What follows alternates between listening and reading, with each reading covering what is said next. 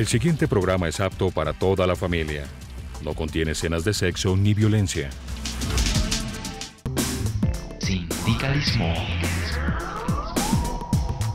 Arte. Cultura. Actualidad. Tecnología. Pedagogía. Educación. Las expresiones de vida con que se construye Colombia tienen un punto semanal de encuentro. Muy buenos días, amables televidentes. Sean ustedes bienvenidos a Encuentro, la telerrevista cultural y educativa de la Federación Colombiana de Educadores. La invitación para que nos acompañe en los próximos 30 minutos en este recorrido por las noticias más importantes que en el escenario educativo, político y por supuesto sindical se han desarrollado en el transcurso de la semana. Algunos de los temas que trataremos esta mañana.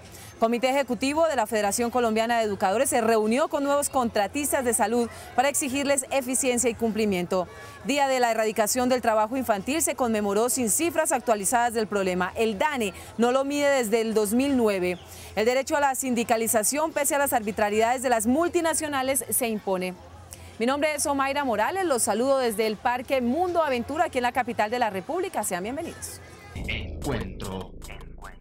El Ejecutivo de la Federación Colombiana de Educadores se reunió esta semana que pasó con los nuevos prestadores que en materia de salud atienden a los y las maestras del régimen especial del magisterio, con un objetivo claro: identificar las problemáticas que afectan a los docentes y buscarles salidas, como la ejecución de auditorías y que los contratos se desarrollen de manera positiva y no a medias. Luego de mes y medio de la nueva contratación de salud, FECODE y los contratistas tuvieron un primer encuentro. La federación les exigió cumplir con los puntos del régimen especial del gremio y las firmas que atienden al magisterio y sus familias le expresaron varias preocupaciones al ejecutivo de FECODE con respecto a algunos puntos contractuales que han causado traumatismos administrativos y podrían incidir en la calidad de los servicios que prestan. Por ejemplo, de la liquidación de las bases de datos, que hemos tenido muchos problemas. No entendemos por qué terminando un contrato, arrancando el nuevo contrato, desaparecen entre 5.000, 4.000, 3.000 usuarios que pues no tienen ninguna explicación técnica. Al caos de las bases de datos se suma otra incertidumbre que tiene que ver con el cobro de los servicios que se consideran de alto costo, porque la fiduprevisora descuenta el 17.5% de cada pago y lo lleva al fondo de alto costo, y al 17.5% le descuenta otro 2.5% y lo traspasa a un fondo de solidaridad. Según los contratistas, recobrar esos descuentos es peor que enfrentar un parto de alto riesgo. En este momento ese dinero va a ir a un fondo, hay unas exigencias bastante altas para poder recobrar esos eventos. Entonces no hay claridad cómo vamos a hacer esos recobros. Ya es un descuento que están haciendo directamente de nuestros recursos, podría impactar en forma importante el contrato. La unidad que se paga por cada educador es otro punto crítico para los prestadores, porque no es la misma para todo el país ni para todas las regiones, debido a un cambio que se introdujo en los términos de referencia 10 días antes del cierre. Nosotros veníamos de una UPC promedio nacional, pasábamos en los pliegos de condiciones a una UPC promedio regional, pero 10 días antes del cierre se cambió la fórmula de UPC promedio regional a UPC-Z como factor multiplicador del plus. ¿Eso qué significa? Que en la práctica el contrato realidad establece que los ingresos van a ser por departamento, más no por promedio de UPC regional.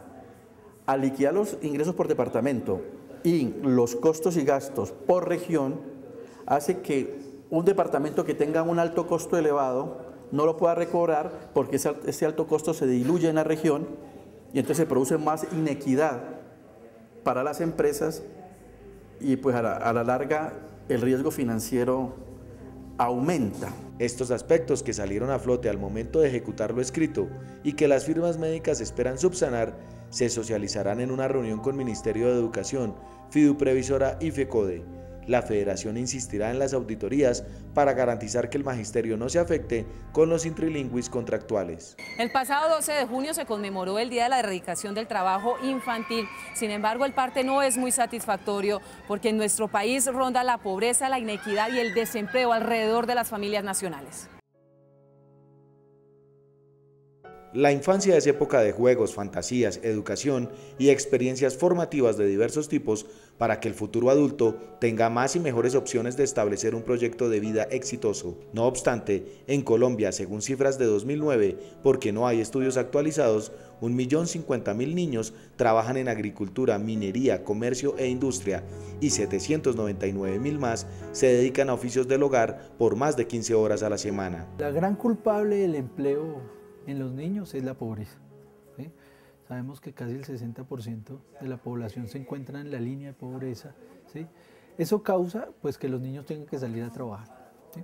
Y en un país donde no se garantiza trabajo decente, donde los padres o el conjunto familiar no tiene acceso a sistemas de educación gratuitos y de calidad, ¿sí?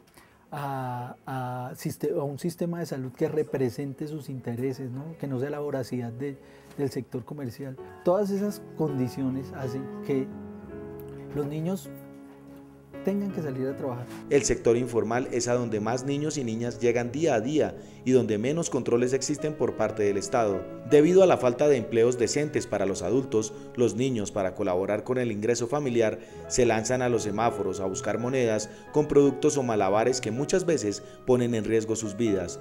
Lo más preocupante es que quienes abandonan la escuela por el poco dinero que logran con estas labores difícilmente aseguran un futuro estable y bien remunerado. Un niño que hoy trabaja en su adultez va a ser un trabajador precario. ¿Por qué? Porque al no tener acceso a un sistema educativo que le permita desarrollar una profesión, crecer como persona, ¿sí?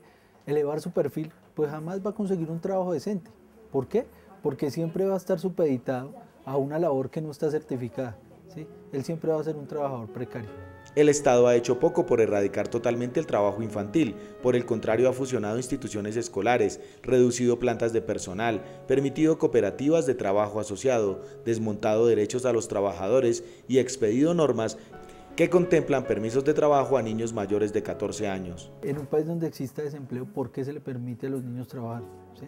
¿Por qué la ley permite que los niños accedan a un empleo? Así sea con un permiso, cuando se supone que esos niños deberían estar vinculados a un sistema escolar que en un futuro les garantice tener un trabajo decente.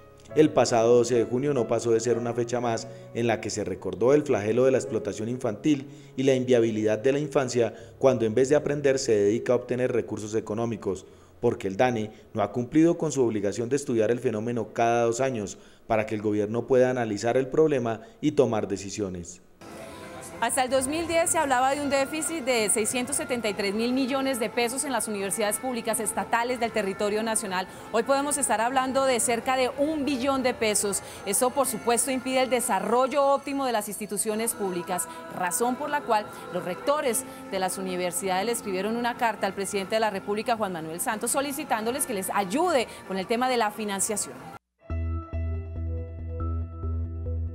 Los rectores de las universidades públicas del país agrupados en el SUE, Sistema Universitario Estatal, le enviaron una carta al presidente de la República para solicitarle que cuanto antes se aborde el tema de la financiación de estas instituciones, porque al retirar el proyecto que reformaba a la Ley 30, los recursos adicionales que se contemplaban en el documento quedaron en el limbo. Los rectores le recuerdan al presidente que aunque la reforma no se tramitó, la ministra prometió dineros que aún no han llegado a sus manos. Incluso el 3% de presupuesto adicional que durante la movilización del año pasado se comprometió el gobierno nacional en cabeza de la señora ministra a través de los medios de comunicación y en distintos escenarios públicos de incorporar para la vigencia del 2012, pues no se han hecho efectivos en la práctica. Ese 3% adicional al que me refería estaba previsto, entre otras cosas, para incorporar un 1.5 a la base presupuestal. A estas alturas no se tiene y para con ello subsanar parte de ese déficit acumulado de las universidades estatales. En el año 2010, el 80% de las universidades públicas consolidó un déficit de 673.000 millones de pesos. Hoy se calcula que alcanza el billón. Lo contradictorio es que mientras el faltante crece, el gobierno les exige ampliar cobertura, contratar maestros de planta y mejorar en general las condiciones para obtener la tan anhelada acreditación de calidad. La pregunta es, ¿con qué plata? Las infraestructuras físicas, el desarrollo tecnológico de muchas de nuestras universidades está bastante atrasado. O sea, muchas de los laboratorios, de las herramientas con las que las universidades deben afrontar los procesos de investigación y de innovación, entre otras cosas, para contribuir a políticas de desarrollo económico y social, están en muchos casos obsoletos. En otros es necesario atenderlos vía crédito público, que entre otras cosas no es un proceso fácil para las universidades. Los rectores esperan que la reforma de la Ley 30 retome el ritmo y de una vez por todas se defina junto a diversos actores sociales el rumbo de la educación superior. Un rumbo que, si se quiere exitoso, requiere que se le dedique buena parte del presupuesto nacional, mismo que se ha gastado en los últimos años para mantener la guerra.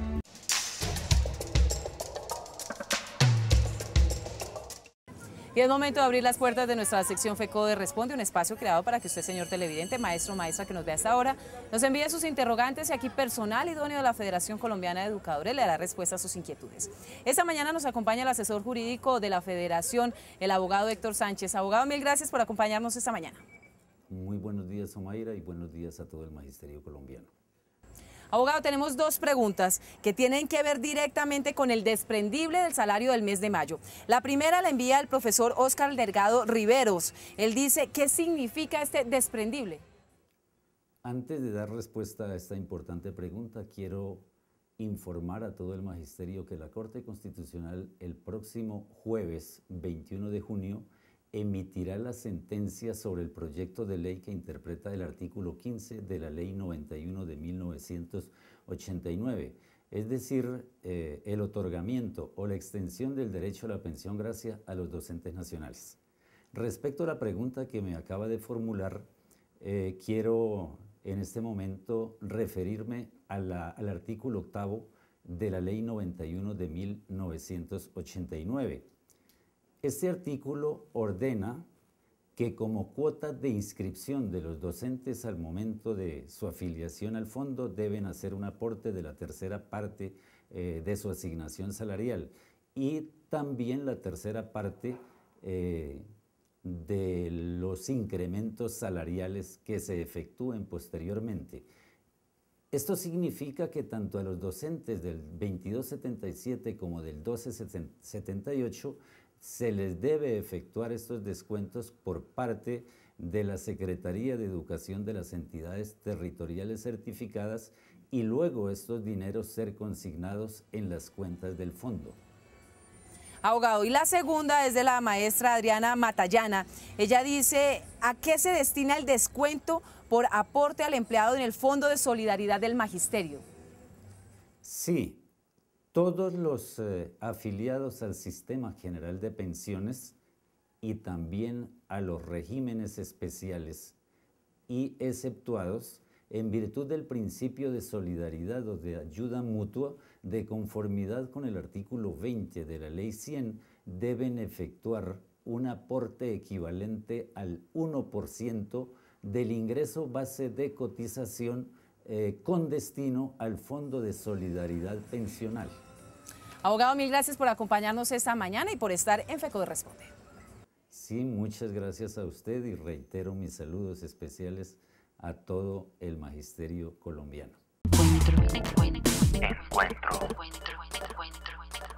Análisis de la crisis en la universidad pública en Colombia. ¿Por qué la necesidad de una reforma alternativa a la educación superior? Revista Educación y Cultura, edición 94. Por una universidad pública, democrática y gratuita. Revista Educación y Cultura, edición 94. Radio Revista Encuentro. Encuentro. Programa institucional de PECODE. Encuentro. Sindicalismo, arte, cultura, actualidad, tecnología, pedagogía, educación. Encuentro. Las expresiones de vida con que se construye Colombia tienen un punto semanal de encuentro. Todos los sábados a las 7:30 de la mañana por Colmundo Radio.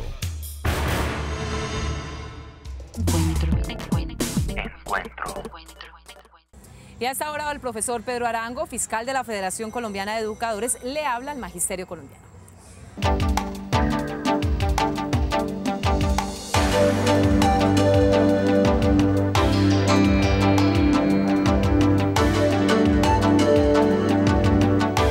Buenos días para todos los compañeros y compañeras, para la comunidad educativa. En la reunión del Ejecutivo la semana pasada, se convocó la Junta Nacional para el 10 de julio. Se va a realizar un seminario en esa Junta Nacional sobre el tema de salud, los derechos que tenemos y el contrato del servicio médico. Importante tener claridad sobre todos esos aspectos. Va a participar la fiduprevisora. Vamos a hacer el balance del paro para proyectar nuestras tareas.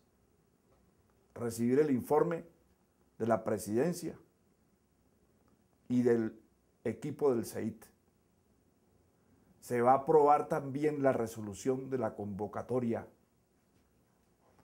al Congreso de la Federación Colombiana de Educadores, convocada para el año 2013.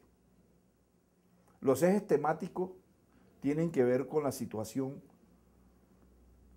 nacional e internacional de los trabajadores, el Estatuto Único Docente, el movimiento pedagógico y el proyecto pedagógico alternativo, las políticas educativas, la reforma del Estatuto y el Código Electoral, también el ajuste al plan. Desde luego que vamos a organizar también unos seminarios a nivel regional con los veedores sobre todo el tema de salud. Pero prepararnos, eso sí, a confrontar la política del gobierno que va dirigida a sabotear los acuerdos, pero también profundizar el tema de la privatización de la educación pública. El fatídico decreto 2355, que expresa las modalidades de contratación que están deteriorando los colegios para entregárselos a las empresas privadas y hacer los contratos del servicio educativo, construir los colegios en concesión, entregarle la administración a las ONGs, son pasos que van dirigidos a privatizar la educación. Argumentado en la ley 1294. Consideramos que ese es un punto importante que nosotros debemos tener claro para poder confrontar al gobierno, para poder decidirnos a otras acciones, a otras movilizaciones y, si es posible, a otros paros. Porque no podemos estar a la expectativa, sino a la acción contra toda la política gubernamental de privatización y el modelo neoliberal. Feliz fin de semana, compañeros y compañeras. En un país donde el derecho a la sindicalización cada vez más es coaccionado y arrinconado por las multinacionales, pues hoy celebramos la organización de uno de los sindicatos más grandes del sector de hidrocarburos, el de Pacific Rubiales. Luego de despidos, violaciones arbitrarias a los derechos humanos de los laboristas de la operadora Pacific Rubiales, de pelear por los sueldos dignos, horarios respetuosos humanos, se logró la consolidación de uno de los sindicatos más grandes del sector de hidrocarburos. 6.000 empleados se unieron para exigir y reivindicar su actividad, aunque muchos lo califiquen como patronal. Las condiciones laborales que estos trabajadores tienen son muy importantes hoy en día. Falta por consolidarse, obviamente, porque es un sindicato que en Pacific está solo desde el mes de octubre. Pero que aspiramos a que se vaya consolidando más y la calidad de vida de los trabajadores mejorando, pero no tiene absolutamente nada que ver con un sindicato de bolsillo de la empresa como lo han querido mostrar. Pacific Rubiales, una de las multinacionales que luego de ser señalada como violadora de derechos humanos, ambientales y comunitarios, se vio obligada a aceptar el sindicato de sus trabajadores. La realidad era abrumadora, la presión social y comunitaria llevó a la consolidación de este derecho esquivo en estas empresas extranjeras. Los trabajadores tenían opción de afiliarse a 3 organizaciones sindicales. La metodología que utilizó la USO no fue la mejor. Nosotros llegamos con el sindicato de la UTEN y presentamos un pliego, se empezó a afiliar la gente, se negociaron unas condiciones muy importantes para los trabajadores y para los contratistas, con un salario superior inclusive al que tenía pactado la USO, unos planes de vivienda importantes también para los trabajadores, que están en alrededor de 3.000 viviendas, los mejoramientos de toda la calidad de vida que había allá, el respeto por parte de los contratistas, inclusive varios contratistas. Hoy este sindicato de 6.000 trabajadores evidencia que más que ideología, las centrales defienden sus principios y filosofías, la reivindicación de los derechos de los trabajadores y sobre todo el restablecimiento de las obligaciones de las multinacionales al aceptar y visibilizar la sindicalización como un derecho que no se coacciona ni invisibiliza.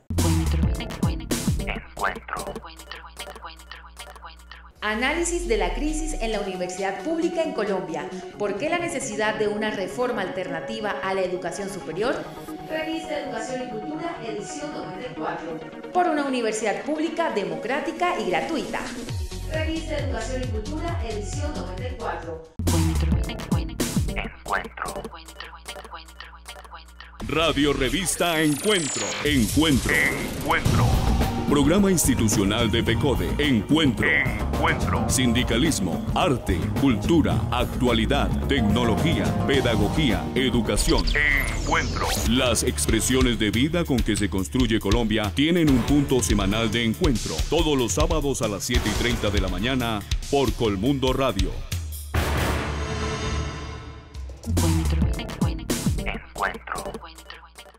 Con la intención de ampliar la base gravable de los colombianos, se revive con la Ley 1527 la retención en la fuente para los trabajadores con ingresos superiores a 2.600.000.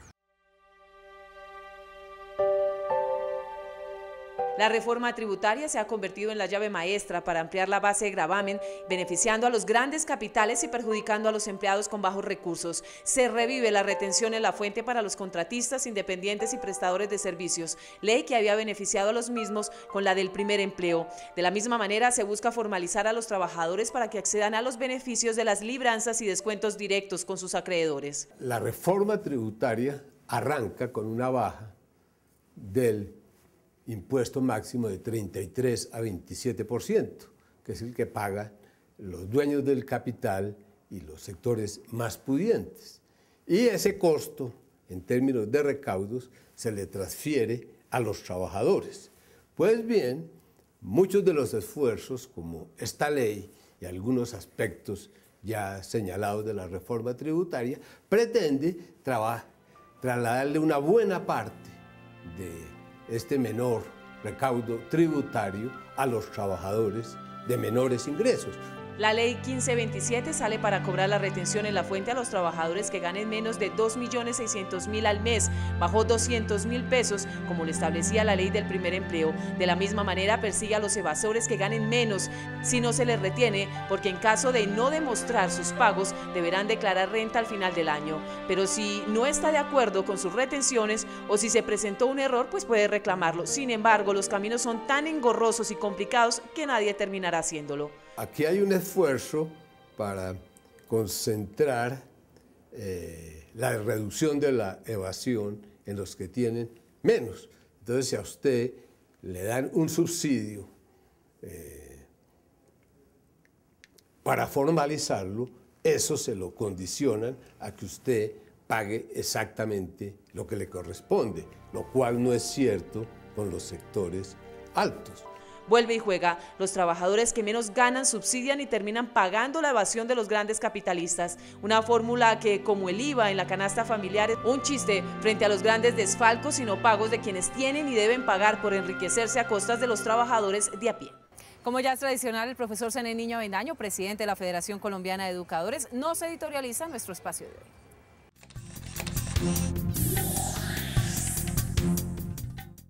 Compañeras y compañeros, buenos días. 2 horas aproximadamente duró la entrevista sostenida el jueves pasado con el vicepresidente de la República, doctor Angelino Garzón, de manera pormenorizada y con ayuda del texto del acta final de los acuerdos firmados por la ministra de Educación, sus asesores y la comisión negociadora de FECODE. Hicimos un detallado análisis del incumplimiento por parte de la ministra sobre lo pactado. Señalamos la manera autoritaria como el Ministerio de Educación violó la Directiva 010 de 2009 que FECODE había acordado con la anterior ministra Cecilia María Vélez. Manifestamos el total rechazo a la Directiva 02 del año 2012, mediante la cual, primero, se modifican las condiciones de permanencia de los educadores en las instituciones educativas. Segundo, niega el derecho a los permisos remunerados a los maestros cuando media justa causa. Y tercero, incrementa la asignación académica semanal a los educadores de secundaria de las instituciones educativas con más de una jornada escolar para recortar la nómina docente.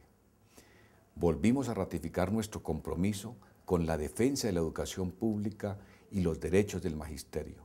Reafirmamos la decisión de seguir preparando las condiciones de lucha si el gobierno nacional se mantiene sordo ante el clamor de los maestros que exigen cumplimiento de los acuerdos firmados con FECODE y respeto a la educación pública. Por último, en la entrevista expresamos nuestra voluntad de diálogo y concertación y en ese sentido le solicitamos al vicepresidente su concurso para realizar una reunión del Comité Ejecutivo de FECODE con el presidente Juan Manuel Santos y la ministra de Educación María Fernanda Campo. El pasado domingo, a través del Tiempo y del Espectador, dirigimos una carta a la comunidad educativa en la cual reconocemos el compromiso y entusiasmo con que han asumido la defensa de la educación pública. A los trabajadores estatales les extendimos una felicitación por su combatividad y fuerza, destacándose el sector de la justicia en el paro del 30 de mayo. Y por supuesto que allí rechazamos las intentonas gubernamentales de desfigurar el paro nacional, alegando la inexistencia de motivos cuando en realidad ha sido el gobierno el causante del conflicto nacional. De otra parte, anunciamos nuestra disposición a recuperar el día de paro, según determinación que adopten los consejos directivos de las instituciones educativas. Esta decisión voluntaria de los maestros colombianos tiene como fundamento nuestro compromiso con los niños, niñas, jóvenes, madres y padres de familia. A ellos nos debemos. El paro y las movilizaciones las realizamos contra las arbitrariedades y políticas antieducativas del gobierno, nunca en contra de la comunidad educativa. Finalmente, rechazamos el anuncio de descuento que ha hecho la ministra de Educación, medida que de ejecutarse acrecentará la indignación de los maestros y agravará el conflicto laboral. Un feliz fin de semana. Recuerden, lunes 11 de la noche, Contrastes, porque la realidad tiene diferentes miradas. Analizaremos la reforma tributaria y la ley 1527 del Gobierno Nacional. Siempre hay alguien que piensa diferente. Contrastes. Porque la realidad tiene diferentes miradas. Contraste todos los lunes a las 11 de la noche, Canal 1. No olviden nuestra cita el próximo sábado de 7 a 7:30 de la mañana por el Canal 1 en Encuentro, el programa institucional de la Federación Colombiana de Educadores. Si quieren tener más información de la Federación, tienen 3 caminos. El primero, la página web www.fecode.edu.co, en el canal de YouTube titulado FECODE o en la radio revista que se transmite inmediatamente termina Encuentro a través de Colmundo Radio. Los dejamos con las mejores imágenes del primer concurso de fotografía que realizó la Federación en el 2011. Que tengan un feliz resto de día. Hasta luego. Sindicalismo, arte, cultura, actualidad, tecnología, pedagogía.